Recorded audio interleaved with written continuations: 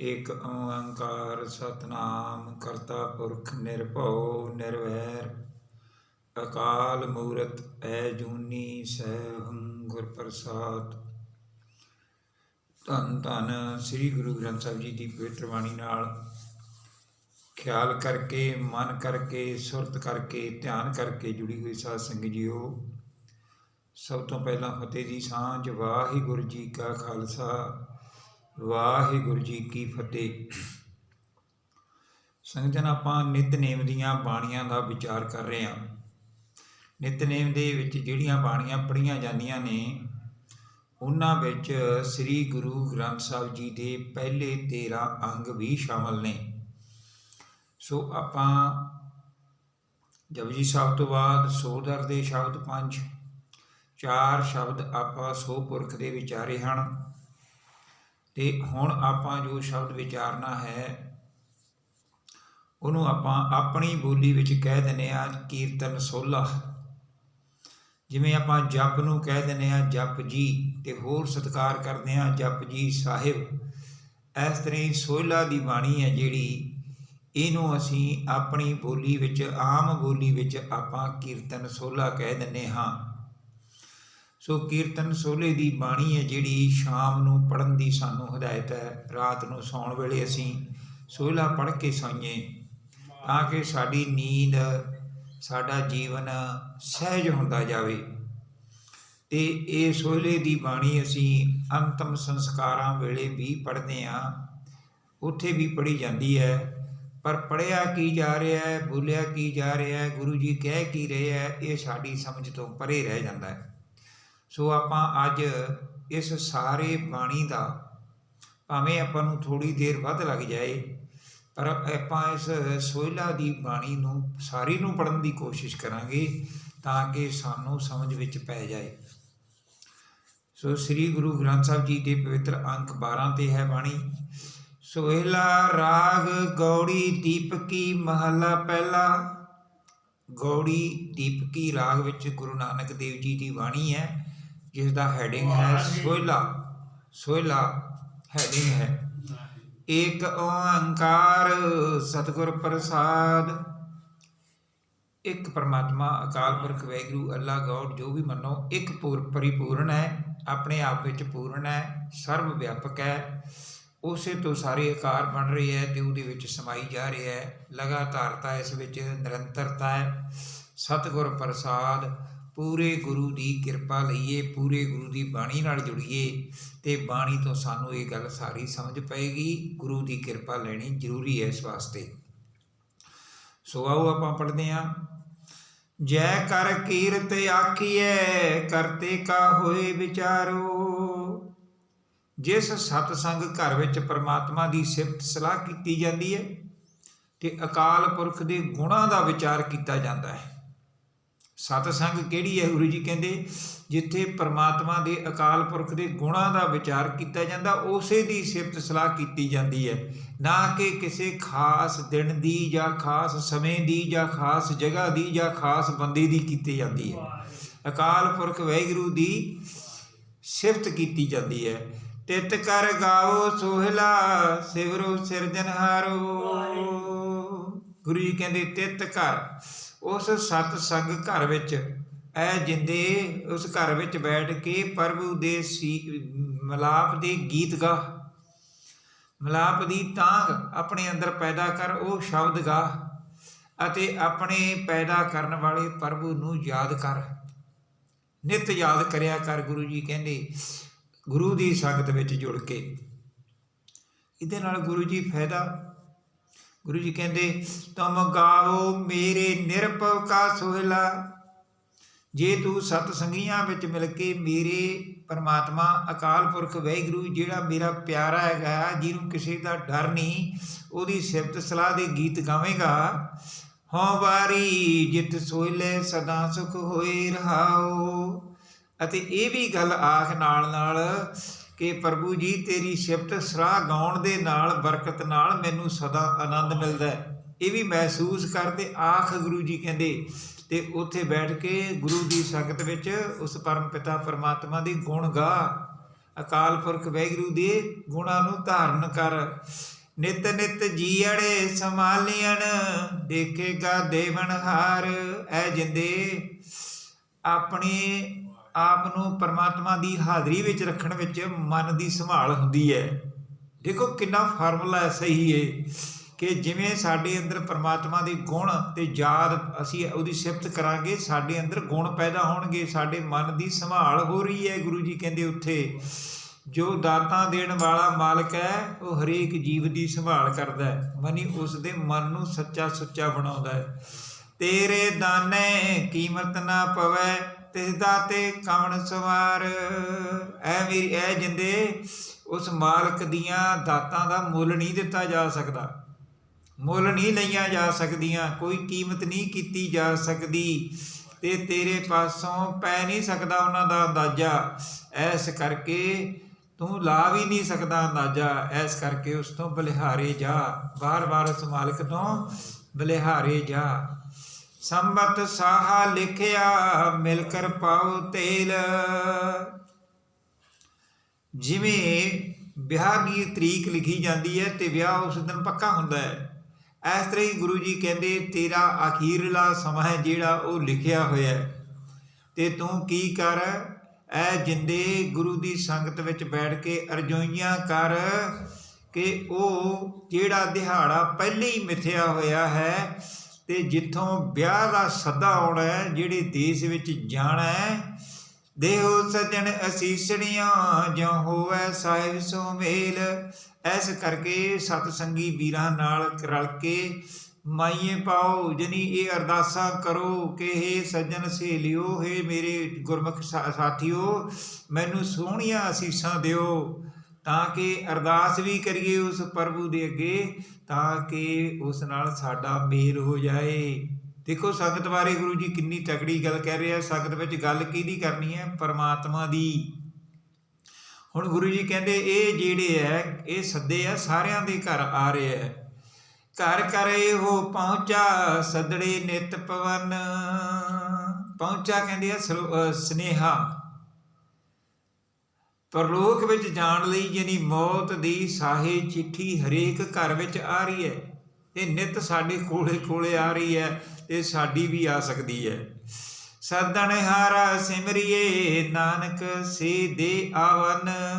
ਜਦੋਂ ਸਾਨੂੰ ਗੱਲ ਦਾ ਪੱਕਾ ਪਤਾ ਹੈ ਕਿ ਉਹ ਦਿਨ ਜ਼ਰੂਰ ਆਏਗਾ, ਜਦੋਂ ਸਾਨੂੰ ਇਸ ਗੱਲ ਦਾ ਪੱਕਾ ਪਤਾ ਹੈ ਕਿ ਉਹ ਦਿਨ ਜ਼ਰੂਰ ਆਏਗਾ, ਫਿਰ ਅਸੀਂ ਉਸ ਮਾਲਕ ਨੂੰ ਜਿਹੜਾ ਇਹ ਸੱਦਾ ਦੇਣ ਵਾਲਾ ਹੈਗਾ ਉਹਨੂੰ ਅਸੀਂ ਸਿਮਰਦੇ ਰਹੀਏ, ਉਹਨੂੰ ਅਸੀਂ ਯਾਦ ਕਰਦੇ ਰਹੀਏ, ਕਿਉਂਕਿ ਸਾਨੂੰ ਇਹ ਗੱਲ ਯਾਦ ਰੱਖਣੀ ਚਾਹੀਦੀ ਹੈ। ਜਨਮ ਮਨਾਉਂਦੇ ਫਿਰਦੇ ਹਾਂ, ਜਨਮ ਦਿਹਾੜੇ ਮਨਾਉਂਦੇ ਫਿਰਦੇ ਹਾਂ, ਸਾਨੂੰ ਉਹ ਦਿਨ ਵੀ ਯਾਦ ਰੱਖਣਾ ਚਾਹੀਦਾ ਕਿ ਇਹ ਵੀ ਆਏਗਾ। ਇਸ ਕਰਕੇ ਉਹਦਾ ਖਿਆਲ ਰੱਖੀਏ ਮਨ ਵਿੱਚ, ਤਾਂ ਕਿ ਪਰਮਾਤਮਾ ਦੀ ਯਾਦ ਬਣੀ ਰਹੇ।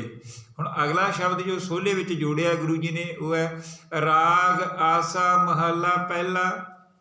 ਆਸਾ ਰਾਗ ਵਿੱਚ ਪਹਿਲੇ ਪਾਤਸ਼ਾਹ ਜੀ ਦੀ ਬਾਣੀ ਹੈ। 6 ਘਰ 6 ਗੁਰ 6 ਉਪਦੇਸ਼। ਗੁਰੂ ਜੀ ਕਹਿੰਦੇ 6 ਹੀ ਸ਼ਾਸਤਰ ਨੇ, 6 ਹੀ ਇਹਨਾਂ ਸ਼ਾਸਤਰਾਂ ਦੇ ਚਲਾਉਣ ਵਾਲੇ ਨੇ ਅਤੇ 6 ਹੀ ਇਹਨਾਂ ਦੇ ਸਿਧਾਂਤ ਨੇ। ਪਰ ਹੁਣ ਦੇਖੋ ਇੱਥੇ ਸਮਝਣਾ ਗੱਲ ਨੂੰ, ਇਹ ਗੱਲ ਗੁਰੂ ਜੀ ਪਹਿਲਾਂ ਦੀ ਚਲੰਤ ਗੱਲ ਨੂੰ ਦੱਸ ਰਹੇ ਹੈ, ਹੁਣ ਆਪਣੀ ਗੱਲ ਕਹਿ ਰਹੇ ਹੈ। ਗੁਰ ਗੁਰ ਏਕੋ ਵੇਸ ਅਨੇਕ। ਪਰ ਇਹਨਾਂ ਸਾਰਿਆਂ ਦਾ ਮੂਲ ਗੁਰੂ ਪਰਮਾਤਮਾ ਹੈ, ਅਕਾਲ ਪੁਰਖ ਹੈ, ਵਾਹਿਗੁਰੂ ਹੈ, ਇੱਕ ਹੈ ਅਤੇ ਇਸ ਸਾਰੇ ਸਿਧਾਂਤ ਦੇ ਅਨੇਕਾਂ ਵੇਸ ਹਨ, ਪਰ ਹਸਤੀ ਇੱਕ ਹੈ। ਪ੍ਰਕਾਸ਼ ਦਾ ਗਿਆਨ ਜਿਹੜਾ ਹੈ ਉਹ ਇੱਕ ਹੈ, ਭਾਵੇਂ ਅੱਡੋ ਅੱਡੀ ਸਾਨੂੰ ਦਿਸਦਾ ਹੈ। ਬਾਬਾ ਜੈ ਕਰ ਕਰਤੇ ਕੀਰਤ ਹੋਏ। ਹੇ ਭਾਈ, ਦੇਖੋ ਇੱਥੇ ਬਾਬਾ ਜੀ ਦੀ ਅਰਥ ਕੀ ਕਰਿਆ ਗੁਰੂ ਜੀ ਨੇ? ਬਾਬੇ ਦੇ ਅਰਥ ਕੀਤੀ ਹੈ ਭਾਈ। ਹੇ ਭਾਈ, ਜਿਸ ਸੰਗਤ ਵਿੱਚ ਘਰ ਵਿੱਚ ਕਰਤਾਰ ਦੀ ਸਿਫਤ ਸਲਾਹ ਹੁੰਦੀ ਹੈ ਨਾ, ਸੋ ਕਰ ਰਾਖ ਵਡਾਈ ਤੋਏ ਰਹਾਓ। ਉਸ ਘਰ ਨੂੰ ਸਾਂਭ ਕੇ ਰੱਖ, ਇਸੇ ਵਿੱਚ ਤੇਰੀ ਭਲਾਈ ਹੈ। ਵਡਾਈ ਤੋਏ, ਇਸੇ ਵਿੱਚ ਹੀ ਤੇਰੀ ਭਲਾਈ ਹੈ। ਕਿਹੜੇ ਘਰ ਨੂੰ ਸਾਂਭ ਕੇ ਰੱਖ? ਗੁਰੂ ਜੀ ਕਹਿੰਦੇ ਸਤਸੰਗ ਵਾਲੇ ਘਰ ਨੂੰ, ਜਾਨੀ ਇਹਨੂੰ ਛੱਡ ਨਾ ਤੂੰ। ਗੁਰੂ ਦੀ ਸੰਗਤ ਨੂੰ, ਸਤ ਦੀ ਸੰਗਤ ਨੂੰ ਤੂੰ ਛੱਡ ਨਾ, ਸਾਂਭ ਕੇ ਰੱਖ, ਇਹਦੇ ਵਿੱਚ ਹੀ ਤੇਰੀ ਭਲਾਈ ਹੈ। ਦੇਖੋ ਗੱਲ ਤਾਂ ਗੁਰੂ ਜੀ ਬੜੀ ਕਲੀਅਰ ਕਰ ਰਿਹਾ, ਪਰ ਅਸੀਂ ਉਸ ਨੂੰ ਅਧਿਆਤਮਕ ਰੰਗ ਅਤੇ ਹੋਰ ਕਿਤੇ ਗੱਲਾਂ ਨਾਲ ਅਸੀਂ ਬਾਹਰ ਚਲੇ ਜਾਂਦੇ ਹਾਂ, ਜਾਂ ਫਿਰ ਅਸੀਂ ਕਹਿੰਦੇ ਹਾਂ ਤਾਂ ਉੱਚੀ ਸੁੱਚੀ ਗੱਲ ਹੈ ਜੀ, ਸਾਡੇ ਸਮਝ ਵਿੱਚ ਨਹੀਂ ਆ ਰਹੀ। ਜਦੋਂ ਆਪਾਂ ਮਨ ਬਾਣੀ ਨਾਲ ਜੋੜ ਦਿਆਂਗੇ ਸਮਝ ਸਾਰੀ ਪੈ ਜਾਏਗੀ। ਬੇਸਵੇ ਚਸਿਆ ਘੜੀਆਂ ਪਹਿਰਾ ਥਿਤੀ ਬਾਰੀ ਮਾਹੋ ਹੋਆ। ਗੁਰੂ ਜੀ ਕਹਿੰਦੇ ਦੇਖੋ ਇਹ ਸਮਾਂ ਗਿਣਨ ਦੇ ਸਾਰੇ ਪੁਰਾਤਨ ਢੰਗ ਨੇਗੇ। ਬੇਸੂਏ ਚਸੇ ਘੜੀਆਂ ਪਹਿਰ ਥਿੱਤਾਂ ਬਾਰਾਂ ਮਹੀਨਾ ਆਦਿਕ। ਆਪਾਂ ਅੱਜ ਦੀ ਬੋਲੀ ਵਿੱਚ ਕਹਿ ਦਿੰਦੇ ਹਾਂ ਮਾਈਕਰੋ ਸੈਕਿੰਡ ਮਿੰਟ, ਫਿਰ ਘੰਟੇ, ਦਿਨ, ਹਫ਼ਤੇ, ਮਹੀਨੇ, ਸਾਲ। ਇਹ ਇਸ ਤਰ੍ਹਾਂ ਗੁਰੂ ਜੀ ਕਹਿੰਦੇ ਇਹ ਸਾਰਾ ਕਿਵੇਂ ਹੈ ਇਸ ਸੂਰਜ ਕਰਕੇ, ਕਿਉਂਕਿ ਸੂਰਜ ਦੇ ਕੈਲੰਡਰੀ ਹਿਸਾਬ ਨਾਲ ਅਸੀਂ ਗਿਣ ਰਹੇ ਹਾਂ। ਸੂਰਜ ਏਕੋ ਰਿਤ ਅਨੇਕ, ਅਤੇ ਅਨੇਕਾਂ ਹੀ ਰੁੱਤਾਂ ਨੇ ਪਰ ਸੂਰਜ ਇੱਕੋ ਹੀ ਹੈ। ਇਸ ਤਰ੍ਹਾਂ ਹੀ ਇਹ ਸਾਨੂੰ ਵੱਖ ਵੱਖ ਪਸਾਰੇ ਦਿਸ ਰਿਹਾ ਪਰ ਇਹਨਾਂ ਦਾ ਮੂਲ ਇੱਕ ਹੈ। ਨਾਨਕ ਕਰਦੇ ਕੇ ਕੇਤੇ ਵੇਸ। ਆਹ ਗੱਲ ਗੁਰੂ ਜੀ ਨੇ ਸਮਝਾਉਣੀ ਇੱਥੋਂ ਸਾਨੂੰ ਕਿ ਉਸ ਮਾਲਕ ਦੇ ਵੀ ਅਨੇਕਾਂ ਸਰੂਪ ਨੇ, ਉਹ ਅਨੇਕਾਂ ਰੂਪਾਂ ਵਿੱਚ ਸਾਨੂੰ ਦਿਖ ਰਿਹਾ ਪਰ ਮੂਲ ਸੋਮਾ ਇੱਕ ਹੈ। ਹੁਣ ਜਿਹੜਾ ਸ਼ਬਦ ਹੈ ਉਹ ਪਹਿਲੇ ਪਾਤਸ਼ਾਹ ਜੀ ਦਾ ਹੈ, ਉਸ ਆਰਤੀ ਬਾਰੇ ਹੈ ਜੋ ਅਸੀਂ ਥਾਲਾਂ ਵਿੱਚ ਧਰ ਕੇ ਦੀਵੇ ਆਪਣੀ ਇਸ਼ਟ ਦੀ ਆਰਤੀ ਕਰਦੇ ਹਾਂ। ਪਰ ਗੁਰੂ ਜੀ ਕਹਿੰਦੇ ਇਹ ਆਰਤੀ ਤੇਰੀ ਥਾਲ ਵਾਲੀ ਤੇ ਛੋਟੀ ਜੀ ਹੈ, ਉਸ ਮਾਲਕ ਦੀ ਆਰਤੀ ਤਾਂ ਇਸ ਤਰ੍ਹਾਂ ਹੋ ਰਹੀ ਹੈ। ਫਿਰ ਇਸ ਬਾਣੀ ਨੂੰ ਪੜ੍ਹੋ ਤਾਂ ਕਿ ਸਾਡੀ ਮੈਂ ਮੇਰੀ ਵਾਲੀ ਜਿਹੜੇ ਅਸੀਂ ਕਰਮ ਕਾਂਡਾਂ ਵਿੱਚ ਲੱਗੇ ਹੋਏ ਹਾਂ ਉਹਨਾਂ 'ਚੋਂ ਨਿਕਲ ਕੇ ਉਸ ਬ੍ਰਹਮੰਡ ਦੇ ਵਾਸੀ ਬਣ ਜਾਈਏ। ਅਕਾਲ ਪੁਰਖ ਵਾਹਿਗੁਰੂ ਦੀ ਯਾਦ ਵਿੱਚ ਸਾਡਾ ਮਨ ਹੈ ਜਿਹੜਾ ਉਹ ਖੁੱਲ੍ਹ ਜਾਏ, ਦਸਵਾਂ ਦੁਆਰ ਖੁੱਲ੍ਹ ਜਾਏ। ਹੁਣ ਸਮਝਾਉਣ ਲੱਗੇ ਆਪਾਂ ਸਮਝਦੇ ਹਾਂ, ਬੜੀ ਪਿਆਰੀ ਬਾਣੀ ਹੈ, ਸਮਝਣ ਦੇ ਨਾਲ ਸਮਝ ਪਏਗੀ। ਰਾਗ ਤਨਾਸਰੀ ਮਹਲਾ ਪਹਿਲਾ। ਤਨਾਸਰੀ ਰਾਗ ਵਿੱਚ ਗੁਰੂ ਨਾਨਕ ਦੇਵ ਜੀ ਦਾ ਸ਼ਬਦ ਹੈ। ਦੇਖੋ ਅਸੀਂ ਇੱਕ ਥਾਲ ਜਿਹੜਾ ਕਿ 2 ਫੁੱਟ ਦਾ ਹੋ ਸਕਦਾ ਵਾਲੇ ਤੋਂ ਵਾਲਾ, ਪਰ ਗੁਰੂ ਜੀ ਕਹਿੰਦੇ ਦੇਖ ਉਸ ਮਾਲਕ ਦੀ ਆਰਤੀ ਜੀ ਕਿੰਨਾ ਵੱਡਾ ਥਾਲ ਹੈ। ਗਗਨ ਮੈਂ ਥਾਲ, ਗਗਨ ਮੈਂ ਨਹੀਂ ਪੜ੍ਹਨਾ, ਮੈਂ ਨਹੀਂ ਪੜ੍ਹਨਾ, ਗਗਨ ਮੈਂ, ਮੰਮਾ ਯਈਆ ਹਿੰਦੀ ਦਾ ਜਿਹੜਾ ਸ਼ਬਦ ਹੈ ਮੈਂ, ਉੱਥੋਂ ਆਇਆ ਸ਼ਬਦ ਇਹ। ਗਗਨ ਮੈਂ ਥਾਲ ਰਵ ਚੰਦ ਦੀਪਕ ਬਣੇ, ਤਾਰਕਾ ਮੰਡਲ ਜਨਕ ਮੋਤੀ। ਉਸ ਥਾਲ ਵਿੱਚ ਕੀ ਰੱਖੇ ਜਾਂਦੇ ਨੇ? ਦੀਵੇ। ਉਹਦੇ ਵਿੱਚ ਕੀ ਰੱਖੇ ਜਾਂਦੇ ਨੇ? ਮੋਤੀ। ਗੁਰੂ ਜੀ ਕਹਿੰਦੇ ਪਰਮਾਤਮਾ ਦਾ ਥਾਲ ਵੇਖ, ਆਕਾਸ਼ ਕਿੱਡਾ ਵੱਡਾ ਹੈ ਅਤੇ ਇਹਦੇ ਵਿੱਚ 2 ਦੀਵੇ ਨੇ, ਸੂਰਜ ਅਤੇ ਚੰਦ, ਅਤੇ ਇਸ ਵਿੱਚ ਫਿਰ ਤਾਰਿਆਂ ਦਾ ਜਿਹੜਾ ਮੰਡਲ ਹੈ ਸਾਰਾ ਉਹ ਮੋਤੀਆਂ ਵਾਂਗ ਜੜਿਆ ਹੋਇਆ ਹੈ। ਅਤੇ ਇਹ ਸਾਰੇ ਦਾ ਸਾਰਾ ਸਿਸਟਮ ਉਸ ਮਾਲਕ ਦੀ ਆਰਤੀ ਕਰ ਰਿਹਾ ਹੈ, ਕਿਉਂਕਿ ਇਹ ਸਾਰਾ ਬ੍ਰਹਮੰਡ ਘੁੰਮ ਰਿਹਾ, ਸਾਰਾ ਗਤੀ ਵਿੱਚ ਹੈ। ਸੂਰਜ ਗਤੀ ਵਿੱਚ ਹੈ, ਚੰਦ ਗਤੀ ਵਿੱਚ ਹੈ, ਧਰਤੀ ਗਤੀ ਵਿੱਚ ਹੈ, ਹਰ ਇੱਕ ਚੀਜ਼ ਚੱਲ ਰਹੀ ਹੈ, ਉਸ ਮਾਲਕ ਦੀ ਆਰਤੀ ਕਰ ਰਹੀ ਹੈ। ਧੂਪ ਮਲੇ ਅੰਨ ਲੋ ਪਵਨ ਚਬਰੋ ਕਰੈ, ਸਗਰ ਬਨ ਰਾਏ ਫੁਲੰਤ ਜੋਤੀ। ਮਲਿਆ ਪਰਬਤ ਉੱਤੇ ਚੰਦਨ ਦੇ ਬੂਟੇ ਹੋਣ ਕਰਕੇ ਉੱਧਰੋਂ ਆਉਣ ਵਾਲੀ ਹਵਾ ਸੁਗੰਧੀ ਦੇ ਰਹੀ ਹੈ, ਅਤੇ ਇਹ ਸਾਰੇ ਜਿਹੜੀ ਹਵਾ ਹੈ, ਪਵਨ ਹੈ, ਇਹ ਚੱਲ ਚੱਲ ਕੇ ਉਸ ਮਾਲਕ ਦੇ ਉੱਤੇ ਚੌਰ ਕਰ ਰਹੀ ਹੈ। ਸਾਰੀ ਬਨਸਪਤੀ ਜੋਤੀ ਰੂਪ ਪਰਮਾਤਮਾ ਅਕਾਲ ਪੁਰਖ ਦੀ ਨੂੰ ਫੁੱਲ ਦੇ ਕੇ ਉਹਦੀ ਆਰਤੀ ਕਰ ਰਹੀ ਹੈ। ਦੇਖੋ ਐਸੀ ਆਰਤੀ ਹੋ ਰਹੀ ਹੈ। ਗੁਰੂ ਜੀ ਕਹਿੰਦੇ ਉਸ ਮਾਲਕ ਦੀ ਤੂੰ ਆਰਤੀ ਕਰਕੇ ਕੀ ਕਰੇਗਾ? ਤੇਰੀ ਆਰਤੀ ਤੇ ਛੋਟਾ ਜਿਹਾ ਇੱਕ ਯਤਨ ਹੈ, ਉਹ ਮਾਲਕ ਦੀ ਆਰਤੀ ਤੇ ਸਾਰਾ ਬ੍ਰਹਮੰਡ ਕਰ ਰਿਹਾ ਹੈ। ਕੈਸੀ ਆਰਤੀ ਹੋਏ ਭਵ ਖੰਡਨਾ ਤੇਰੀ ਆਰਤੀ। ਕੈਸੀ ਸੁੰਦਰ ਆਰਤੀ ਤੇਰੇ ਮਾਲਕਾ ਤੇਰੀ ਹੋ ਰਹੀ ਹੈ। ਜਨਮ ਮਰਨ ਦੇ ਨਾਸ਼ ਕਰਨ ਵਾਲੇ ਪਰਮਾਤਮਾ ਤੇਰੀ ਆਰਤੀ ਅਦਭੁਤ ਹੈ, ਹੈਰਾਨੀਜਨਕ ਹੈ। ਅਨਹਤਾ ਸ਼ਬਦ ਬਾਜੰਤ ਭੇਰੀ। ਤੇ ਸਾਰੇ ਜੀਵਾਂ ਦੇ ਵਿੱਚ ਜਿਹੜੀ ਜੀਵਨ ਰੌਂ ਰਮਕ ਰਹੀ ਹੈ, ਇਹ ਵੀ ਤੇਰੀ ਆਰਤੀ ਵਾਸਤੇ ਨਗਾਰੇ ਵੱਜ ਰਿਹਾ ਹੈ। ਯਾਨੀ ਇਹ ਸਾਰੇ ਜੀਵ ਤੇਰੀ ਜੀਵਨ ਰੌਂ ਕਰਕੇ ਹੀ ਚੱਲ ਰਹੇ ਹੈ, ਬੋਲ ਰਹੇ ਹੈ, ਇਹ ਤੇਰੇ ਨਗਾਰੇ ਵੱਜ ਰਿਹਾ ਹੈ। ਰਹਾਓ ਸਹਿਸ ਤਵ ਨੈਣ ਨਨ ਨੈਣ ਤੋਹੇ ਕੋ, ਨਨ ਨੈਣ ਹੈ ਤੋਹੇ ਕੋ, ਸਹਿਸ ਮੂਰਤ ਨਨਾ ਏਕ ਤੋਹੀ। ਹੈ ਮੇਰੇ ਮਾਲਕਾ ਤੇਰੇ ਹਜ਼ਾਰਾਂ ਹੀ ਅੱਖਾਂ ਨੇ, क्योंकि आकार दे विच जिहड़ियां अखां ने, आकारां दीयां जिहड़ियां अखां ने जीवां दीयां, वो मालक दी जोत नाल ही चलदियां ने। तेरे एक भी अख नहीं, क्यों नन नैन है तोहे को, तेरे एक भी अख नहीं क्योंकि तू निरंकार है। सहस मूरत, तेरियां अनेकां जिहड़ियां मूरतां बणीਆਂ होईਆਂ जीवां दीयां, ਇਹ तेरियां ने, पर तेरा निरंकार रूप है, इस करके तेरा एक भी आकार नहीं है। ये सारे आकारां विच भी तू है ते निरंकार रूप विच भी तू है। सारियां अखां विच संसार दियां विच तू ही देखदा है ते बगैर अखां तो भी तू देखदा है, क्योंकि तू निरंकार है, अंतरजामी है। कितनी प्यारी गल बाबे नानक ने कही है। सहस पद बिमल नन एक पद गंध बिन, सहस तव गंध इव चलत मोही। हुण गुरु जी कहते तेरे हज़ारां ही पैर ने, तेरे हज़ारां ही पैर ने, क्योंकि सारे पैर संसार दे जिहड़े चल रहे हैं वो तेरे करके चल रहे हैं, ते तेरे एक भी पैर नहीं क्योंकि तू निरंकार है। हुण गंध बिन, तेरे नक नहीं है, पर सारे जिहड़े नक ने संसार दे उन्हां विच जिहड़ी सुगंधी आ रही है वो तेरे करके आ रही है, वो पावर तेरी है उन्हां नक्कां विच, इस करके वो सारे तेरे ने। इव चलत मोही, मैनू इस खेड ने मोह रखिया। कैसा ये तेरी खेड है, इन्ना तू आप निर्लेप भी है ते सारी इस संसार दे आकार विच भी चल रहा है, इस आकार नू चला रहा है, इस आकार नू वेख रहा है। कैसी तेरी आरती है, कैसी तेरी खेड है, मैं इस खेड ने मोह रखे मैनू। सब में जोत जोत है सोए।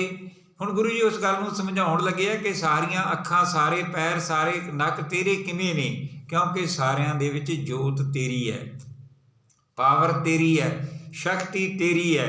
साइंस वाले बच्चे तो समझ सकते हैं एनर्जी एक है, ਤੇ उस एनर्जी के अनेकों रूप सानू दिखाई दे रहे हैं, अनेकों मैटरां विच उस शक्ति चल रही है, तो वो ऐस करके सानू अनेकों रूपों में दिखती है एक।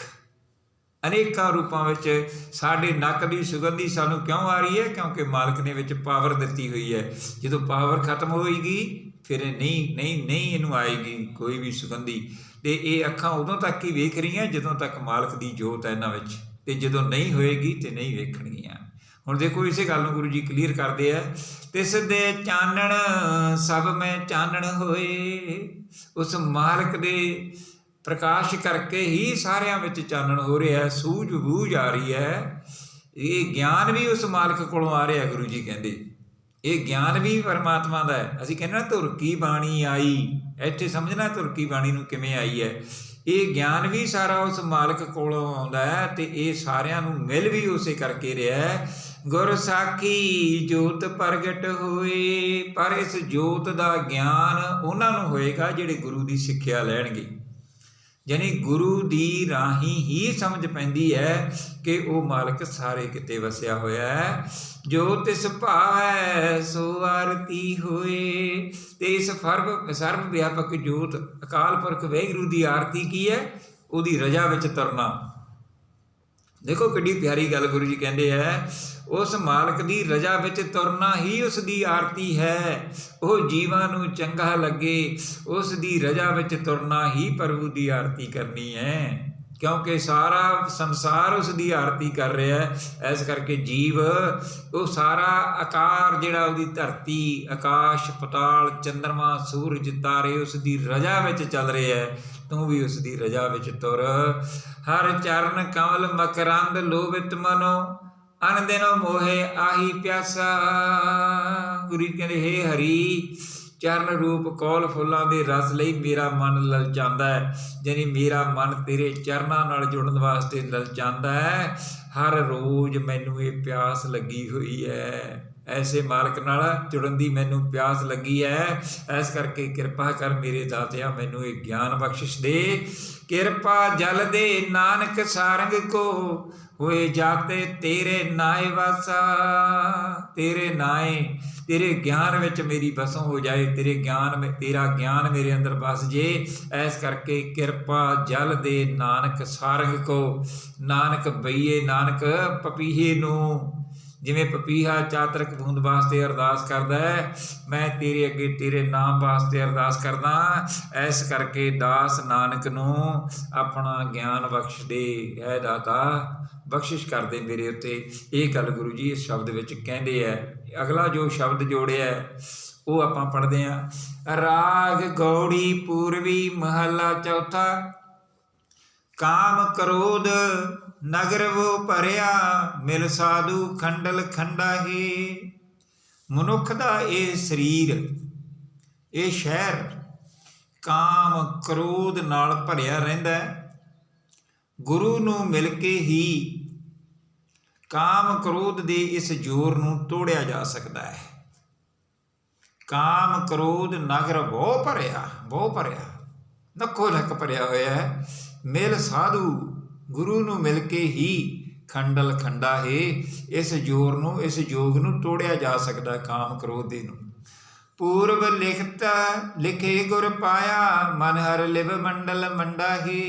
ਗੁਰੂ ਜੀ ਕਹਿੰਦੇ ਜਿਨ੍ਹਾਂ ਦੇ ਭਾਗ ਚੰਗੇ ਆ, ਜਿਨ੍ਹਾਂ ਦੇ ਪੂਰਬਲੇ ਕਰਮ ਚੰਗੇ ਆ ਨਾ, ਉਹਨਾਂ ਨੂੰ ਹੀ ਗੁਰੂ ਮਿਲਦਾ ਅਤੇ ਪਰਮਾਤਮਾ ਨਾਲ ਉਹਨਾਂ ਦੀ ਲਿਵ ਜੁੜ ਜਾਂਦੀ ਹੈ। ਹੁਣ ਪੂਰਬਲੇ ਕਰਮ, ਪੂਰਬਲੇ ਸਾਡੇ ਕੀਤੇ ਹੋਏ ਕਰਮਾਂ ਦਾ ਸੰਯੋਗ ਸੰਸਕਾਰ। ਅਤੇ ਫਿਰ ਗੁਰੂ ਜੀ ਕਹਿੰਦੇ ਸੰਸਕਾਰ ਚੰਗੇ ਕਰਨ ਵਾਸਤੇ ਕੀ ਕਰ, ਗੁਰੂ ਦੇ ਅੱਗੇ ਦੰਡਵਤ ਹੋ ਜਾ, ਗੁਰੂ ਦੇ ਅੱਗੇ ਝੁਕ ਜਾ, ਗੁਰੂ ਦੀ ਸ਼ਰਨ ਲੈ ਲੈ, ਗੁਰਬਾਣੀ ਨੂੰ ਸਮਝ ਅਤੇ ਗੁਰਬਾਣੀ ਨੂੰ ਆਪਣੇ ਹਿਰਦੇ ਵਿੱਚ ਵਸਾ। ਫਿਰ ਦੇਖ ਤੇਰੇ ਸੰਸਕਾਰ ਬਦਲਦੇ। ਕਰ ਆਸਾਧੂ ਅੰਜਲੀ ਪੁੰਨ ਵੱਡਾ ਹੈ। ਗੁਰੂ ਅੱਗੇ ਹੱਥ ਜੋੜ, ਇਹ ਬਹੁਤ ਭਲਾ ਕੰਮ ਹੈ। ਕਰ ਡੰਡਵਤ ਪੁੰਨ ਵੱਡਾ ਹੀ ਰਹਾਉ। ਹੱਥ ਜੋੜਨਾ ਅਤੇ ਡੰਡਵਤ ਕਰਨੀ, ਆਪਣੀਆਂ ਮਾਨਤਾਵਾਂ ਛੱਡ ਕੇ ਗੁਰੂ ਦੀ ਗੱਲ ਨੂੰ ਮੰਨ ਲੈਣਾ। ਸਾਰਾ ਸ਼ਬਦਾਰਥ ਬਣਦਾ, ਸਾਰਾ ਭਾਵਾਰਥ ਬਣਦਾ। ਕਰ ਸਾਧ ਅੰਜਲੀ ਪੁੰਨ ਵੱਡਾ ਹੈ। ਗੁਰੂ ਅੱਗੇ ਹੱਥ ਜੋੜ ਅਤੇ ਕਰ ਜੋੜ ਆਪਣੇ, ਤਾਂ ਕਿ ਤੇਰਾ ਇਹ ਪੁੰਨ ਦਾ ਕੰਮ ਹੋ ਸਕੇ ਅਤੇ ਗੁਰੂ ਜੀ ਅੱਗੇ ਦੰਡਵਤ ਹੋ ਜਾ। ਦੰਡਵਤ ਦਾ ਮਤਲਬ ਹੁੰਦਾ ਡੰਡੇ ਵਾਂਗ ਸਿੱਧਾ ਹੋ ਕੇ ਮੱਥਾ ਟੇਕਣਾ, ਯਾਨੀ ਆਪਣੇ ਸਾਰੇ ਬਲ ਛਲ ਕੱਢ ਕੇ, ਆਪਣੀਆਂ ਮਾਨਤਾਵਾਂ ਛੱਡ ਕੇ ਗੁਰੂ ਜੀ ਦੇ ਅੱਗੇ ਆਪਣੇ ਆਪ ਨੂੰ ਸਮਰਪਿਤ ਕਰ ਦੇ, ਸ਼ਰਨ ਲੈ ਲੈ। ਸਾਕਟ ਹਰ ਰਸ ਸਾਧ ਨੈ ਜਾਣਿਆ, ਤਿਨ ਅੰਤਰ ਹਉਮੈ ਕੰਡਾ ਹੀ। ਪਰ ਜਿਹੜੇ ਗੁਰੂ ਦੀ ਗੱਲ ਮੰਨਣ ਨੂੰ ਤਿਆਰ ਨਹੀਂ ਅਤੇ ਸਾਕਟ ਬੰਦੇ ਨੇ, ਪਰਮਾਤਮਾ ਨਾਲੋਂ ਟੁੱਟੇ ਹੋਏ ਨੇ, ਗੁਰੂ ਜੀ ਕਹਿੰਦੇ ਉਹ ਪਰਮਾਤਮਾ ਦੇ ਰਸ ਨੂੰ ਨਹੀਂ ਮਾਣ ਸਕਦੇ ਅਤੇ ਉਹਨਾਂ ਦੇ ਅੰਦਰ ਮੈਂ ਮੇਰੀ ਵਾਲਾ ਕੰਡਾ ਫਿਰ ਨਿਕਲਦਾ ਨਹੀਂ। ਕਿਉਂਕਿ ਉਹ ਮੈਂ ਕਰ ਰਿਹਾ ਨਾ, ਮੈਂ ਕਰ ਰਿਹਾ, ਮੈਂ ਆਹ ਕਰਦਾ, ਮੈਂ ਸਹੀ ਕਰਦਾ, ਦੂਜੇ ਗਲਤ ਨੇ, ਇਹ ਕਰ ਰਿਹਾ। ਉਹ ਗੁਰੂ ਦੀ ਗੱਲ ਨੂੰ ਤਾਂ ਉਹ ਸਮਝ ਹੀ ਨਹੀਂ ਰਿਹਾ। ਉਹ ਕਹਿ ਰਿਹਾ ਜੋ ਮੈਂ ਕਰ ਰਿਹਾ ਨਾ ਉਹ ਸਹੀ ਹੈ। ਆਪਣੇ ਆਪ ਨੂੰ ਜਣਾਉਣ ਦੀ ਕੋਸ਼ਿਸ਼ ਕਰ ਰਿਹਾ ਬੰਦਾ। ਜਿਉਂ ਜਿਉਂ ਚੱਲੈ ਚੁਭ ਹੈ ਦੁੱਖ ਪਾਵੈ, ਜਮਕਾਲ ਸਹਿ ਸਿਰ ਡੰਡਾ ਹੀ। ਹੁਣ ਇਹ ਹਉਮੈ ਦਾ ਜਿਹੜਾ ਕੰਡਾ ਹੈ ਨਾ, ਗੁਰੂ ਜੀ ਕਹਿੰਦੇ ਇਹ ਜਿਵੇਂ ਆਪਣੇ ਕੰਡਾ ਵੱਜੇ ਨਾ, ਦੋ ਹੀ ਤਰੀਕੇ ਨੇ। ਜਾਂ ਤਾਂ ਬਹਿ ਜਾਈਏ ਅਤੇ ਜੇ ਚੱਲਣਾ ਤਾਂ ਫਿਰ ਇਹ ਕੰਡਾ ਕੱਢਣਾ ਪਏਗਾ, ਨਹੀਂ ਤਾਂ ਜਿਵੇਂ ਜਿਵੇਂ ਪੈਰ ਧਰਤੀ 'ਤੇ ਰੱਖਾਂਗੇ ਇਹ ਕੰਡਾ ਸਾਨੂੰ ਦੁੱਖ ਦਿੰਦਾ ਹੈ। ਇਸ ਤਰ੍ਹਾਂ ਸਾਡੀ ਜ਼ਿੰਦਗੀ ਦੇ ਵਿੱਚ ਜਿਹੜਾ ਮੈਂ ਮੇਰੀ ਵਾਲਾ ਕੰਡਾ ਹੈ, ਜਿਉਂ-ਜਿਉਂ ਬੰਦਾ ਜੀਵਨ ਜਿਉਂਦਾ ਹੈ ਇਹ ਕੰਡਾ ਹੋਰ ਅੱਗੇ ਵੱਧਦਾ ਜਾਂਦਾ ਹੈ। ਇਹ ਮੈਂ ਮੇਰੀ ਅੱਗੇ ਹੋਰ ਵੱਧਦੀ ਜਾਂਦੀ ਹੈ। ਬੰਦਾ ਮੈਂ ਮੇਰੀ ਦੀ ਥਾਂ ਹੰਕਾਰ ਵਿੱਚ ਆਉਣਾ ਸ਼ੁਰੂ ਹੋ ਜਾਂਦਾ ਹੈ ਕਿ ਮੈਂ ਤਾਂ ਗਿਆਨੀ ਬਣ ਗਿਆ, ਮੈਂ ਤਾਂ ਸਿੱਖ ਬਣ ਗਿਆ, ਮੈਂ ਤਾਂ ਪਤਾ ਨਹੀਂ ਜਥੇਦਾਰ ਬਣ ਗਿਆ, ਮੈਂ ਤਾਂ ਲੀਡਰ ਬਣ ਗਿਆ, ਮੈਂ ਪਤਾ ਨਹੀਂ ਕੀ ਕੁਝ ਬਣ ਗਿਆ। ਇਹ ਮੈਂ ਮੇਰੀ ਦਾ ਕੰਡਾ ਫਿਰ ਗੁਰੂ ਜੀ ਕਹਿੰਦੇ ਨਾ ਕੱਢੇ ਅਤੇ ਫਿਰ ਹੋਰ ਚੁੱਭਦਾ। ਜਮਕਾਲ ਸਹਿ ਸਿਰ ਡੰਡਾ ਹੈ। ਫਿਰ ਸਮਝੋ ਇਹ ਆਤਮਕ ਮੌਤ ਵੱਲ ਲੈ ਕੇ ਜਾ ਰਿਹਾ, ਆਤਮਕ ਮੌਤ ਵੱਲ ਲੈ ਕੇ ਜਾ ਰਿਹਾ। ਹਰ ਜਨ ਹਰ ਹਰ ਨਾਮ ਸਮਾਣੇ, ਦੁੱਖ ਜਨਮ ਮਰਨ ਭਵਖੰਡਾ ਹੀ। ਪਰ ਗੁਰੂ ਜੀ ਕਹਿੰਦੇ ਜਿਹੜੇ ਹਰੀ ਦੇ ਦਾਸ ਬਣ ਜਾਂਦੇ ਹੈ, ਉਹ ਹਰੀ ਦਾ ਨਾਮ ਜਪ ਜਪ ਕੇ ਉਹਦੇ ਵਿੱਚ ਸਮਾ ਜਾਂਦੇ ਹੈ ਅਤੇ ਜੋ ਦੁੱਖ ਮਰਨ ਜਨਮ ਮਰਨ, ਜਨਮ ਤੋਂ ਲੈ ਕੇ ਮਰਨ ਤੱਕ ਵਾਲਾ ਜਿਹੜਾ ਇਹ ਦੁੱਖ ਹੈਗਾ, ਇਸ ਜਿਹੜੀ ਸਾਡੇ ਅੰਦਰ ਮੈਂ ਮੇਰੀ ਵਾਲਾ ਕੰਡਾ ਹੈਗਾ, ਇਹਨੂੰ ਉਹ ਕੱਢ ਲੈਂਦਾ ਹੈ। ਅਵਨਾਸੀ ਪੁਰਖ ਪਾਇਆ ਪਰਮੇਸ਼ਰ, ਬਹੁ ਸੋਭ ਖੰਡ ਬ੍ਰਹਮੰਡਾ ਹੀ। ਫਿਰ ਉਹ ਉਸ ਮਾਲਕ ਜਿਹੜਾ ਕਦੇ ਸਮਾਪਤ ਨਹੀਂ ਹੋਣ ਵਾਲਾ ਸੱਚ ਹੈ ਜਿਹੜਾ, ਉਹਨੂੰ ਪਾ ਲੈਂਦਾ ਹੈ ਅਤੇ ਫਿਰ ਉਹਦੀ ਖੰਡਾਂ ਅਤੇ ਬ੍ਰਹਮੰਡਾਂ ਵਿੱਚ ਸੋਭਾ ਹੁੰਦੀ ਹੈ, ਉਹਨੂੰ ਵਡਿਆਈ ਮਿਲਦੀ ਹੈ। ਫਿਰ ਕੀ ਕਰੀਏ, ਉਸ ਮਾਲਕ ਅੱਗੇ ਇਹ ਅਰਦਾਸ ਕਰੀਏ। ਕਿਵੇਂ ਕਰੀਏ? ਹਮ ਗਰੀਬ ਮਸਕੀਨ ਪ੍ਰਭ ਤੇਰੇ ਐ ਮੇਰੇ ਮਾਲਕਾ ਅਸੀਂ ਗਰੀਬ ਹਾਂ, ਅਸੀਂ ਤੇ ਮਸਕੀਨ ਹਾਂ, ਮਜਬੂਰ ਹਾਂ। ਅੱਜ ਜਾਂ ਹਮ ਗਰੀਬ ਮਸਕੀਨ ਪ੍ਰਭ ਤੇਰੇ, ਹਰ ਰਾਖ ਰਾਖ ਵੱਡ ਵੱਡਾ ਹੈ। ਤੂੰ ਸਾਡੀ ਰੱਖਿਆ ਕਰ ਤੇ ਇਹਨਾਂ ਕਾਮਾਦਿਕ ਵਿਚਾਰਾਂ ਤੋਂ ਸਾਨੂੰ ਬਚਾ ਲੈ। ਤੂੰ ਸਾਡੀ ਰਾਖੀ ਕਰ। ਜਨ ਨਾਨਕ ਨਾਮ ਆਧਾਰ ਟੇਕ ਹੈ, ਹਰ ਨਾਮੇ ਹੀ ਸੁਖ ਮੰਡਾ ਹੈ। ਹੇ ਪ੍ਰਭੂ ਤੇਰੇ ਦਾਸ ਨਾਨਕ ਨੂੰ, ਦੇਖੋ ਗੁਰੂ ਜੀ ਕਿਵੇਂ ਕਹਿੰਦੇ ਆ, ਤੇਰੇ ਦਾਸ ਨਾਨਕ ਨੂੰ ਤੇਰਾ ਹੀ ਆਸਰਾ ਹੈ, ਤੇਰੇ ਨਾਮ ਦਾ, ਤੇਰੀ ਐਗਜ਼ਿਸਟੈਂਸ ਦਾ, ਤੇਰੀ ਹੋਂਦ ਦਾ, ਤੇਰੇ ਗਿਆਨ ਦਾ ਹੀ ਆਸਰਾ ਹੈ। ਤੇਰਾ ਨਾਮ ਹੀ ਸਹਾਰਾ ਹੈ, ਤੇਰੇ ਨਾਮ ਵਿੱਚ ਹੀ ਜੁੜਿਆ ਸਾਰਾ ਸੁੱਖ ਮਿਲਦਾ ਹੈ। ਹਰ ਨਾਮੇ ਹੀ ਸੁਖ ਮੰਡਾ ਹੈ, ਮਿਲਦਾ ਹੈ, ਸੁੱਖ ਵਿੱਚ ਜੁੜਿਆ ਜਾਂਦਾ ਹੈ, ਤੇਰੀ ਯਾਦ ਨਾਲ ਹੀ ਜੁੜਿਆ ਜਾਂਦਾ ਹੈ। ਅਤੇ ਆਖਰੀ ਸ਼ਬਦ ਹੈ ਫਿਰ ਇਹਦੇ ਵਿੱਚ ਕਿ ਸੋਹਲੇ ਦੀ ਬਾਣੀ ਵਿੱਚ ਉਹਨੂੰ ਵਿਚਾਰ ਲੈਂਦੇ ਆਪਾਂ। ਰਾਗ ਗੌੜੀ ਪੂਰਵੀ ਮਹੱਲਾ ਪੰਜਵਾਂ। ਕਰੂੰ ਬੇਨੰਤੀ ਸੁਣੋ ਮੇਰੇ ਮੀਤਾ, ਸੰਤ ਟਹਿਲ ਕੀ ਵੇਲਾ। ਹੁਣ ਅਸੀਂ ਕੀ ਪੜ੍ਹਾਂਗੇ, ਇਹਨੂੰ ਕਰੋ ਪੜ੍ਹ ਦਿਆਂਗੇ। ਫਿਰ ਸਾਨੂੰ ਸਮਝ ਕੀ ਆਈ, ਹੁਣ ਗੁਰੂ ਜੀ ਸਾਨੂੰ ਆਪ ਨੂੰ ਆਪਣੇ ਆਪ 'ਤੇ ਲਾ ਕੇ ਕਹਿ ਰਹੇ ਹੈ ਕਿ ਮੈਂ ਉਸ ਮਾਲਕ ਦੇ ਅੱਗੇ ਬੇਨਤੀ ਕਰਦਾ, ਐ ਮੇਰੇ ਦੋਸਤ ਸੁਣੋ ਮੈਂ ਬੇਨਤੀ ਕਰਦਾ। ਅਤੇ ਹੁਣ ਇਹ ਜਿਹੜਾ ਜੀਵਨ ਹੈ ਇਹ ਗੁਰਮੁਖਾਂ ਦੀ ਸੇਵਾ ਵਾਸਤੇ ਹੈ, ਗੁਰਮੁਖਾਂ ਦੀ ਸੇਵਾ ਵਾਸਤੇ ਹੈ। ਇਹਾਂ ਖਾਟ ਚਲੋ ਹਰ ਲਾਹਾ, ਆਗੇ ਵਸਨ ਸੁਹੇਲਾ। ਗੁਰੂ ਜੀ ਕਹਿੰਦੇ ਜੇ ਸੇਵਾ ਕਰੋਗੇ ਅਤੇ ਇਹ ਜਨਮ ਪ੍ਰਭੂ ਦੀ ਨਾਮ ਦੀ ਖੱਟੀ ਖੱਟ ਕੇ ਜਾਓਗੇ ਅਤੇ ਉੱਥੇ ਪਰਲੋਕ ਵਿੱਚ ਸੌਖਾ ਹੋ ਜਾਏਗਾ, ਯਾਨੀ ਅਗਲਾ ਜਨਮ ਤੁਹਾਡਾ ਸੌਖਾ ਹੋ ਜਾਏਗਾ। ਔਦ ਘਟੈ ਦਿਨ ਸਰੈਣਾ ਰੇ, ਮਨ ਗੁਰ ਮਿਲ ਕਾਜ ਸਵਾਰੇ ਰਹਾਓ।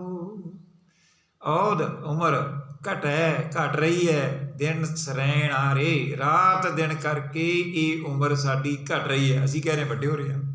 ਤਾਂ ਦੇਖੋ ਸਾਨੂੰ ਕਿੱਡਾ ਵੱਡਾ ਭੁਲੇਖਾ ਲੱਗਿਆ ਹੋਇਆ, ਮੈਂ ਤੇਰੇ ਨਾਲੋਂ ਵੱਡਾ। ਅਸੀਂ ਦੂਜੇ ਨਾਲੋਂ ਛੋਟੇ ਹਾਂ, ਜਿਹੜੇ ਵੱਡੇ ਹਾਂ ਅਸੀਂ ਛੋਟੇ ਹਾਂ। ਕਿਉਂ? ਕਿਉਂਕਿ ਅਗਲਾ ਸਮਾਂ ਜਿਹੜਾ ਸਾਡਾ ਘੱਟ ਰਹਿ ਗਿਆ। ਇਹ ਜਿਹੜਾ ਜੀਵਨ ਹੈ ਦਿਨ ਰਾਤ ਕਰਕੇ ਘਟ ਰਿਹਾ ਹੈ, ਇਸ ਕਰਕੇ ਮਨ ਗੁਰ ਮਿਲ ਕਾਜ ਸਵਾਰੇ ਰਹਾਓ। ਗੁਰੂ ਨੂੰ ਮਿਲ ਕੇ ਆਪਣਾ ਇਹ ਕਾਰਜ ਸਵਾਰ ਲੈ। ਪਰਮਾਤਮਾ ਨਾਲ ਜੁੜਨ ਵਾਲਾ ਜਿਹੜਾ ਕਾਰਜ ਹੈ ਨਾ ਤੇਰਾ, ਇਹ ਕੰਮ ਨੂੰ ਸਿਰੇ ਚਾੜ੍ਹ ਤੂੰ ਗੁਰੂ ਦੇ ਲੜ ਲੱਗ ਰਹਾਓ। ਇਹ ਸੰਸਾਰ ਵਿਕਾਰ ਸੰਸ਼ੈ ਮੈਂ, ਧਰਿਓ ਬਰਮ ਗਿਆਨੀ। ਇਹ ਜਗਤ ਸਾਰਾ ਵਿਕਾਰਾਂ ਨਾਲ ਭਰਿਆ ਪਿਆ ਅਤੇ ਸਾਰੇ ਜੀਵ ਤੌਖਲਿਆਂ ਵਿੱਚ ਨੇ ਅਤੇ ਡੁੱਬ ਰਹੇ ਨੇ। ਸੰਸ਼ੈ ਵਿੱਚ ਨੇ, ਤੌਖਲਿਆਂ ਵਿੱਚ ਨੇ, ਵਹਿਮਾਂ ਵਿੱਚ ਨੇ, ਭਰਮਾਂ ਵਿੱਚ ਨੇ। ਜੇ ਆਹ ਨਾ ਕੀਤਾ ਤਾਂ ਆਹ ਹੋ ਜੂ, ਕਰਮਕਾਂਡਾਂ ਦੇ ਚੱਕਰ ਵਿੱਚ ਪਏ ਹੋਏ ਹੈ। ਇਹਨਾਂ ਵਿੱਚੋਂ ਗੁਰੂ ਜੀ ਕਹਿੰਦੇ ਉਹੀ ਮਨੁੱਖ ਨਿਕਲਦਾ ਹੈ, ਧਰਿਓ ਬਰਮ ਗਿਆਨੀ, ਜਿਹਨੂੰ ਪਰਮਾਤਮਾ ਦੀ ਜਾਣ ਪਛਾਣ ਹੋ ਜਾਂਦੀ ਹੈ। ਬਰਮ ਗਿਆਨੀ ਦਾ ਮਤਲਬ ਜਿਹੜਾ ਪਰਮਾਤਮਾ ਨੂੰ ਜਾਣਦਾ ਹੈ, ਜਿਹੜਾ ਸਮਝ ਲੈਂਦਾ ਹੈ। ਜਿਸੇ ਜਗਾਏ ਪਿਆਵੈ ਇਹ ਰਸ, ਅਕਥ ਕਥਾ ਤਿਨ ਜਾਨੀ। ਜਿਸੇ ਜਗਾਏ, ਜਿਸ ਨੂੰ ਮਾਲਕ ਮੱਤ ਦਿੰਦਾ ਹੈ, ਪਿਆਵੈ ਇਹ ਰਸ, ਉਸ ਨੂੰ ਇਹ ਰਸ ਪਰਮਾਤਮਾ ਦੇ ਨਾਮ ਰੂਪੀ ਰਸ ਨੂੰ ਪਿਆ ਦਿੰਦਾ ਹੈ। ਅਕਥ ਕਥਾ ਤਿਨ ਜਾਨੀ, ਇਹ ਜਿਹੜੀ ਕਹਾਣੀ ਅੱਖਰਾਂ ਵਿੱਚ ਨਹੀਂ ਦੱਸੀ ਜਾ ਸਕਦੀ, ਉਹ ਬੰਦਾ ਇਸ ਨੂੰ ਸਮਝ ਲੈਂਦਾ ਹੈ। ਇਹ ਅਨੁਭਵ ਦੀ ਗੱਲ ਹੈ। ਪਰਮਾਤਮਾ ਦੀ ਸਿਫਤ ਸਲਾਹ ਦੀ ਜਾਂਚ ਸਿੱਖਣੀ ਸਿੱਖ ਲੈਂਦਾ ਉਹ। ਫਿਰ ਜਾ ਕੋ ਆਏ ਸੋਈ ਬਿਹਾਜੋ, ਹਰ ਗੁਰ ਤੇ ਮਨੇ ਬਸੇਰਾ। ਇਸ ਕਰਕੇ ਬੰਦਿਆ ਜਿਸ ਕੰਮ ਵਾਸਤੇ ਸੰਸਾਰ ਵਿੱਚ ਆਏ ਹਾਂ ਉਸੇ ਦਾ ਵਣਜ ਕਰੋ। ਅਤੇ ਉਹ ਵਣਜ ਕੀ ਹੈ? ਹਰੀ ਨਾਮ ਗੁਰੂ ਦੀ ਰਾਹੀਂ ਮਨ ਵਿੱਚ ਵਸ ਸਕਦਾ ਹੈ। ਹਰ ਗੁਰ ਤੇ ਮਨੇ ਬਸੇਰਾ। ਜਿਹੜਾ ਵਣਜ ਤੂੰ ਕਰਨਾ ਆ ਨਾ, ਜਿਹੜਾ ਨਾਮ ਜੀਵਨ ਵਿੱਚ ਲੈਣ ਆਇਆ ਤੂੰ, ਗਿਆਨ ਪਰਮਾਤਮਾ ਦਾ, ਉਹਦੇ ਨਾਲ ਜੁੜਨ ਦੀ ਜਿਹੜੀ ਤੂੰ ਸਾਧ ਲੈਣਾ ਆ, ਜਿਹੜਾ ਤੂੰ ਜੁੜਨ ਦਾ ਸਾਧਨ ਲੈਣਾ ਆ, ਉਹ ਗੁਰੂ ਕੋਲੇ ਹੈ। ਗੁਰੂ ਇਹ ਗੁਰ ਤੇ ਮਨੇ ਬਸੇਰਾ, ਉਹ ਤੈਨੂੰ ਗੁਰੂ ਤੋਂ ਮਨ ਵਿੱਚ ਬਸੇਗਾ। ਨਿਜ ਕਰ ਮਹਿਲ ਪਾਵੋ ਸੁਖ ਸਹਿਜੇ, ਵੋਰ ਨਾ ਹੋਏ ਗੋ ਫੇਰਾ। ਇਸ ਤਰ੍ਹਾਂ ਤੂੰ ਆਪਣੇ ਘਰ ਵਿੱਚ ਹੀ, ਆਪਣੇ ਹਿਰਦੇ ਵਿੱਚ ਹੀ ਉਸ ਮਾਲਕ ਦੇ ਟਿਕਾਣੇ ਨੂੰ ਲੱਭ ਲਏਗਾ ਤੇ ਜਦੋਂ ਇਹ ਟਿਕਾਣਾ ਲੱਭ ਲਏਗਾ ਫਿਰ ਮੁੜ ਕੇ ਜਨਮ ਮਰਨ ਦੇ ਗੇੜ ਵਿੱਚ ਨਹੀਂ ਪਏਗਾ। ਨਿਜ ਘਰ ਮਹਿਲ ਪਾਓ, ਆਪਣੇ ਅੰਦਰੋਂ ਹੀ ਉਸ ਪਰਮਾਤਮਾ ਨੂੰ ਲੱਭ ਲਏਗਾ। ਸੁਖ ਸਹਿਜੇ ਆਨੰਦਮਈ ਜੀਵਨ ਹੋਏਗਾ, ਸਹਿਜ ਹੋਏਗਾ, ਬੋਹਰ ਨਾ ਹੋਏਗਾ ਫੇਰਾ, ਦੁਬਾਰੇ ਜਨਮ ਮਰਨ ਦੇ ਗੇੜ ਵਿੱਚ ਨਹੀਂ ਪਵੇਗਾ, ਮੁੱਕ ਜਾਏਗਾ। ਫਿਰ ਐਸ ਕਰਕੇ ਹਰੇ ਉਸ ਮਾਲਕ ਅੱਗੇ ਇੱਕ ਅਰਦਾਸ ਕਰੀਏ। ਕੀ ਅਰਦਾਸ ਕਰੀਏ? ਅੰਤਰ ਜਾਮੀ ਪੁਰਖ ਵਿਦਾਤੇ, ਸਰਦਾ ਮਨ ਕੀ ਪੂਰੇ।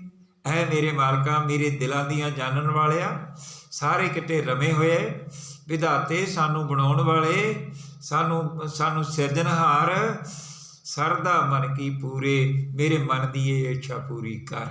ਹੁਣ ਗੁਰੂ ਜੀ ਕੀ ਮੰਗਣਗੇ? ਥੋੜ੍ਹਾ ਜਿਹਾ ਰੁਕ ਕੇ ਵਿਚਾਰ ਕਰ ਲਓ, ਫਿਰ ਅਗਲੀ ਪੰਕਤੀ ਪੜ੍ਹ ਲੈਂਦੇ ਹਾਂ। ਰੁਕ ਕੇ ਵਿਚਾਰ ਕਰੀਏ ਗੁਰੂ ਜੀ ਕੀ ਮੰਗ ਕੇ ਸਾਨੂੰ ਦਿਖਾਉਣਗੇ ਤੇ ਮੰਗਣਾ ਕੀ ਹੈ। ਨਾਨਕ ਦਾਸ ਇਹ ਸੁਖ ਮੰਗੈ, ਮੋਕੋ ਕਰ ਸੰਤਨ ਕੀ ਤੂਰੇ। ਦਾਸ ਨਾਨਕ ਤੇਰੇ ਕੋਲੋਂ ਇੱਕੋ ਹੀ ਸੁੱਖ ਮੰਗਦਾ ਹੈ ਕਿ ਆਪਣੇ ਗੁਰਮੁਖ ਜਨਾਂ ਦੀ ਚਰਨਾਂ ਦੀ ਧੂੜ ਬਣਾ ਦੇ ਮੈਨੂੰ। ਇੰਨੀ ਨਿਮਰਤਾ ਗੁਰੂ ਜੀ ਮੰਗਦੇ ਆ। ਇੱਥੇ ਕੀਰਤਨ ਸੋਹਲੇ ਦੀ, ਆਪਾਂ ਕੀਰਤਨ ਸੋਹਲਾ ਕਹਿ ਦਿੰਦੇ ਆਪਣੀ ਬੋਲੀ ਵਿੱਚ, ਵੈਸੇ ਇਸ ਬਾਣੀ ਦਾ ਹੈਡਿੰਗ ਹੈ ਸੋਹਿਲਾ। ਰੋਜ਼ ਅਸੀਂ ਇਹ ਬਾਣੀ ਨਿਤਨੇਮ ਦੀਆਂ ਬਾਣੀਆਂ ਵਿੱਚ ਪੜ੍ਹਨੀ ਹੈ। ਸੋ ਇੱਥੇ ਆਪਾਂ 13 ਅੰਗ ਤੱਕ ਸ੍ਰੀ ਗੁਰੂ ਗ੍ਰੰਥ ਸਾਹਿਬ ਜੀ ਦੀ ਜਿਹੜੀ ਨਿਤਨੇਮ ਦੇ ਵਿੱਚ ਬਾਣੀਆਂ ਸ਼ਾਮਲ ਨੇ ਉਹਨਾਂ ਦਾ ਆਪਾਂ ਅਧਿਐਨ ਕੀਤਾ ਹੈ। ਕੋਸ਼ਿਸ਼ ਕੀਤੀ ਹੈ ਕਿ ਉਹਨਾਂ ਨੂੰ ਆਪਾਂ ਸਮਝ ਸਕੀਏ। ਪੜ੍ਹਦੇ ਤਾਂ ਆਪਾਂ ਰੋਜ਼ ਆ, ਜਪਜੀ ਸਾਹਿਬ ਰੋਜ਼ ਪੜ੍ਹਦੇ ਹਾਂ, ਸੋਧਰ ਦੇ ਸ਼ਬਦ ਰੋਜ਼ ਪੜ੍ਹਦੇ ਹਾਂ, ਸੋ ਪੁਰਖ ਦੇ ਸ਼ਬਦ ਰੋਜ਼ ਪੜ੍ਹਦੇ ਹਾਂ, ਸੋਹਿਲਾ ਸਾਹਿਬ ਦੀ ਬਾਣੀ ਆਪਾਂ ਰੋਜ਼ ਪੜ੍ਹਦੇ ਹਾਂ, ਸਾਡੀ ਨਿਤਨੇਮ ਦੀ ਬਾਣੀ ਵਿੱਚ ਸ਼ਾਮਲ ਹੈ। ਪਰ ਸਾਨੂੰ ਸਮਝ ਤਾਂ ਆਵੇ ਨਾ ਵੀ ਅਸੀਂ ਕੀ ਪੜ੍ਹ ਰਹੇ ਹਾਂ। ਸਮਝ ਆਏਗੀ ਤਾਂ ਹੀ ਅਸੀਂ ਪਰਮਾਤਮਾ ਨਾਲ ਜੁੜਾਂਗੇ, ਅਕਾਲ ਪੁਰਖ ਵਾਹਿਗੁਰੂ ਨਾਲ ਜੁੜਾਂਗੇ। ਹੁਣ ਵਾਰ-ਵਾਰ ਗੁਰੂ ਜੀ ਕਹਿ ਰਹੇ ਹੈ ਕਿ ਗੁਰੂ ਦੇ ਰਾਹੀਂ ਪਰਮਾਤਮਾ ਨੂੰ ਮਿਲਿਆ ਜਾ ਸਕਦਾ ਹੈ। ਅਤੇ ਫਿਰ ਅਸੀਂ ਗੁਰੂ ਦੀ ਬਾਣੀ ਨੂੰ ਸਮਝੀਏ, ਪੜ੍ਹੀਏ, ਆਪਣੇ ਜੀਵਨ ਵਿੱਚ ਇਸ ਨੂੰ ਲਾਗੂ ਕਰਦੇ ਜਾਈਏ। ਸੋ ਇੰਨੀਆਂ ਵਿਚਾਰਾਂ, ਇਹ ਸਾਡੀ ਨਿਤਨੇਮ ਦੀ ਬਾਣੀ ਦੀ ਅਸੀਂ ਵਿਚਾਰ ਕੀਤੀ ਹੈ। ਇਸ ਤੋਂ ਅੱਗੇ ਹੁਣ ਆਪਾਂ